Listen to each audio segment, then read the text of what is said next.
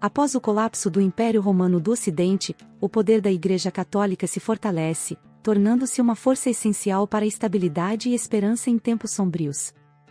Em meio ao caos das invasões bárbaras, a Igreja emerge como a única instituição organizada, liderada pelo Papa, que começa a exercer não apenas sua autoridade espiritual, mas também um papel político vital na Europa medieval. Este capítulo explora como o papado se tornou o centro de poder espiritual e temporal, influenciando reis, defendendo Roma e moldando a cultura e a sociedade em uma nova era para o cristianismo. Pronto para descobrir como a Igreja Católica fez uma nova ordem na Idade Média? Então venha com a gente nessa fascinante jornada de fé e poder.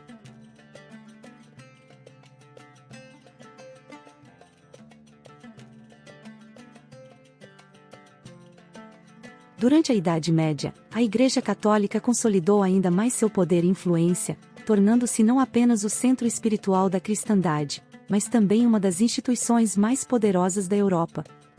Após o colapso do Império Romano do Ocidente, a Igreja emergiu como a principal autoridade moral e cultural, preenchendo o vácuo deixado pela queda do poder imperial. Essa era foi marcada pela construção de uma vasta rede de igrejas, mosteiros e catedrais que não apenas simbolizavam o poder espiritual da Igreja, mas também seu papel como defensora da cultura e do conhecimento. Um dos eventos mais significativos desse período foi a coroação de Carlos Magno como imperador do Sacro Império Romano Germânico em 800 d.C., pelo Papa Leão III. Esse ato simbólico marcou a união formal entre o poder secular dos governantes europeus e a autoridade espiritual do Papa, um vínculo que definiria a política medieval por séculos. A coroação de Carlos Magno também representou o renascimento do Império Romano no Ocidente, agora sob o estandarte cristão, e estabeleceu um modelo para a relação entre papas e imperadores. Sob o governo de Carlos Magno, o cristianismo se expandiu ainda mais, e a Igreja Católica se tornou a força dominante na educação e na preservação da cultura. Carlos Magno incentivou a construção de escolas e bibliotecas nos mosteiros e catedrais, ajudando a preservar o conhecimento clássico e promovendo a alfabetização. Os monges continuavam a ser os guardiões da cultura, copiando manuscritos antigos e criando obras de arte que expressavam a fé cristã. No entanto, com o tempo, a relação entre a Igreja e os governantes se tornou mais complexa. Durante a Idade Média, a Europa era uma colcha de retalhos de reinos e territórios disputados por diferentes senhores feudais.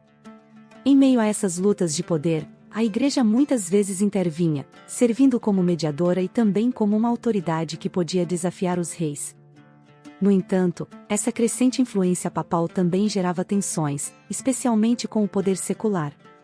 Um dos conflitos mais emblemáticos dessa era foi a questão das investiduras, que eclodiu no século XI. Essa disputa se concentrava em quem tinha o direito de nomear bispos e abades, o Papa ou o imperador do Sacro Império Romano Germânico. Durante o reinado do Papa Gregório VII e do imperador Henrique IV, essa questão alcançou seu ponto culminante. Gregório VII, ao insistir na supremacia papal sobre o poder secular, excomungou Henrique IV, que, por sua vez, marchou até Canossa, na Itália, em 1077, para pedir perdão ao Papa. Esse episódio, conhecido como a Caminhada Canossa, simboliza a intensa luta pelo poder entre a Igreja e o Estado na Idade Média. Apesar desses conflitos, a Igreja continuou a crescer em poder e prestígio. A partir do século XI, a cristandade testemunhou o surgimento de um movimento massivo que mudaria o curso da história, as Cruzadas. As Cruzadas, que começaram como uma resposta ao apelo do imperador bizantino para ajuda contra a expansão muçulmana, logo se transformaram em expedições militares organizadas pela Igreja para retomar a Terra Santa e proteger os peregrinos cristãos. A Alemanha, então, e aí vem o próprio Papa da época, o Papa Urbano I, no ano de 1094. No concílio realizado na cidade francesa de Clermont, o Papa convocou as forças cristãs da Europa para protegerem o Santo Sepulcro e também os cristãos que faziam peregrinações à Terra Santa e que, muitas vezes, eram atacados e mortos. Esses ataques não vinham apenas de muçulmanos, mas também de outros, como ladrões e assaltantes, entre outros. Com isso, gerou-se um verdadeiro clamor por toda a Europa, e assim se formou um exército. Esse exército visava defender não só o local sagrado, mas também a segurança dos peregrinos, que eram frequentemente expostos a riscos e ameaças em sua jornada.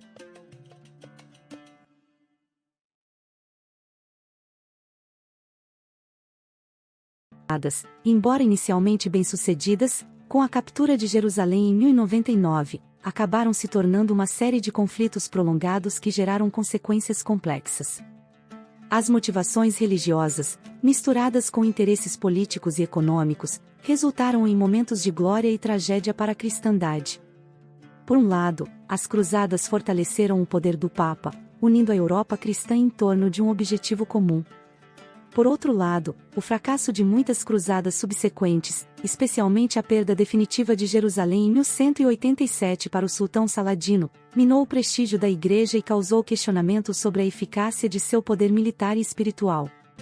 As cruzadas também tiveram impactos profundos no relacionamento entre o Ocidente cristão e o Oriente muçulmano, além de piorar as tensões com a Igreja Ortodoxa no Oriente.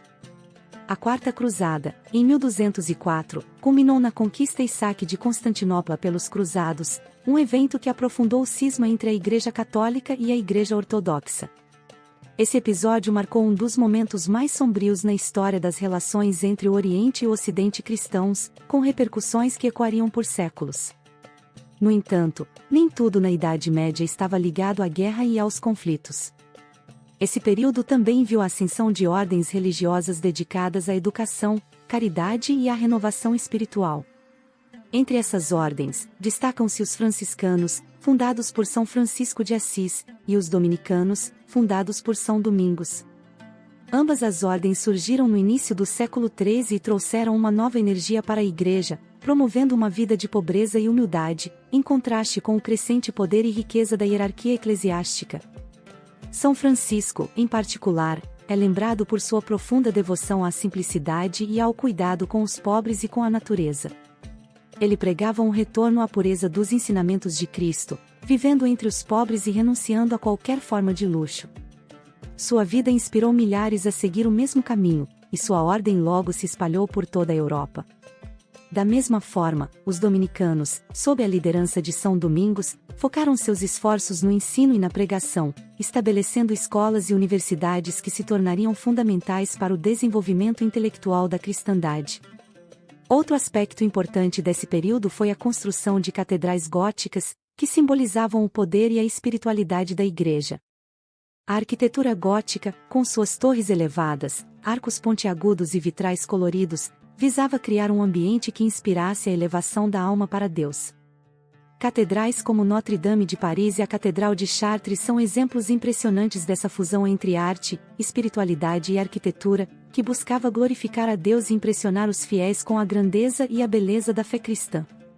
Esse período, embora repleto de conflitos e desafios, também foi marcado por um florescimento cultural e espiritual que deixou um legado duradouro na história da cristandade.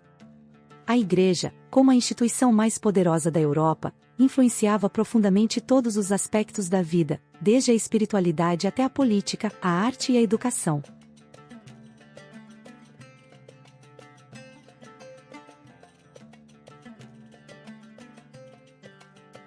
Chegamos ao final do nosso capítulo sobre a Idade Média, um período fascinante em que a Igreja Católica se consolidou como a força central da Europa, moldando não apenas a espiritualidade, mas também a política e a cultura. Desde a coroação de Carlos Magno até as Cruzadas, cada evento destacou a complexa relação entre poder espiritual e secular. Observamos como a Igreja se tornou uma guardiã do conhecimento, preservando a cultura clássica e promovendo a alfabetização, mesmo em meio a tensões e conflitos. Mas o que será que nos aguarda no próximo capítulo? Como a Igreja lidou com os desafios que surgiram e o impacto duradouro das ordens religiosas como os franciscanos e dominicanos? Prepare-se, porque no próximo episódio, mergulharemos no apogeu do poder da Igreja na Idade Média. Se você gostou deste vídeo, não se esqueça de se inscrever no canal e ativar as notificações para não perder os próximos episódios. Sua participação é essencial para continuarmos essa jornada pela história. Deixe seu comentário abaixo sobre o que mais te surpreendeu neste capítulo e o que você espera ver no próximo. Até lá!